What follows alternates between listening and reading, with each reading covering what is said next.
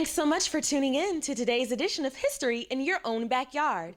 Today we're in downtown Cincinnati talking with Peg Wyatt at the Emanuel Community Center. Thank you so much for speaking with us today. Thank you for coming. So what exactly can you tell me about the building that we're in? Okay, well, the building was an outgrowth of the church next door.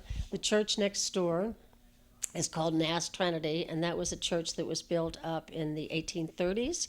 And it started because the German immigrants were coming in large numbers to Cincinnati, and some of the people in the religious community sent out a letter asking for a missionary that spoke German.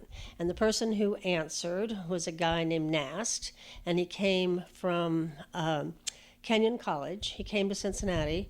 He was a professor there, and the first place he went was the home of James Gamble, and James Gamble, who lived on Dayton Street.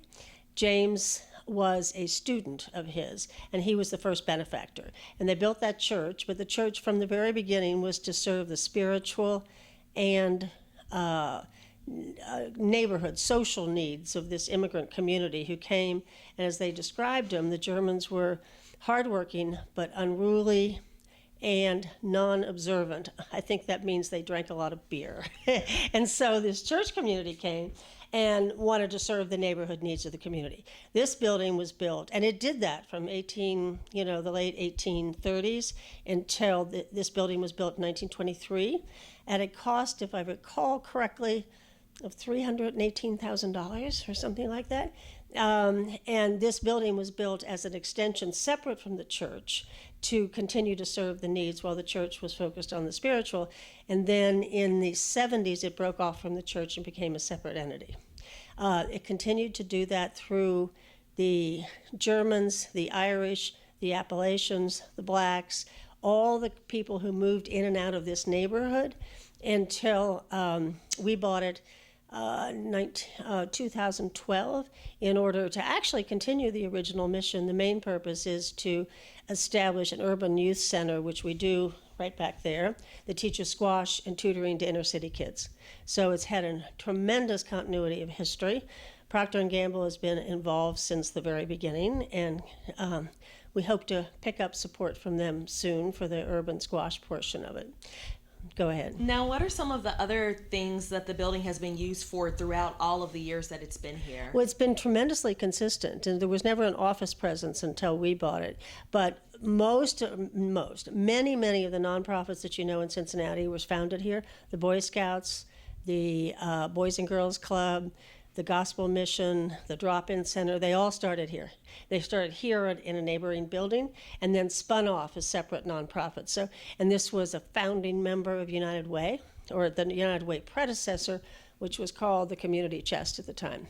So it has always had a consistency, and almost every organization that you would find here had its roots down here, because here's where the people coming to the city their needs were first evidenced in this community. Now, what are some unique elements about the outside and the inside of the building?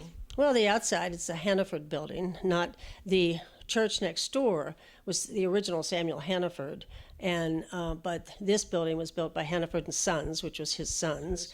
And the inside was built originally, each floor was a little different. This floor was built as a home for women who came from the country to work, so it was a safe haven for women. The opera actually used to do practices on another floor here. The Boy Scouts met, the Girl Scouts. Oh, this is an important point. In the gymnasium, for many years they had special activities, particularly for boys, although they had a women's basketball team in 1923 here, which was very early. But wrestling and boxing were a big deal. And Ezra Charles Smith and three world champion boxers trained in this building, which is unbelievable, actually. So what can you tell us about the mural that's on the property that's next door? Well, it was done by Artworks about 10 years ago, and it depicts all of the major buildings that were constructed by Hannaford, and including the church next door, the gazebo in Eden Park, City Hall, et cetera, but some of the great grand Cincinnati buildings are depicted there. Okay. And then what can you tell us downstairs? There are some pictures that kind of describe the history of the building and the area. Can you tell us a little bit about that? Yeah, we put those together to show where this came from, and it shows Gamble's photo and I think the Boy Scouts and the Girl Scouts, several of the youth groups that worked here over time, and so we tried to pull out something every decade or two, and you'll see that downstairs. Thanks again so much for tuning in to another edition of History in Your Own Backyard.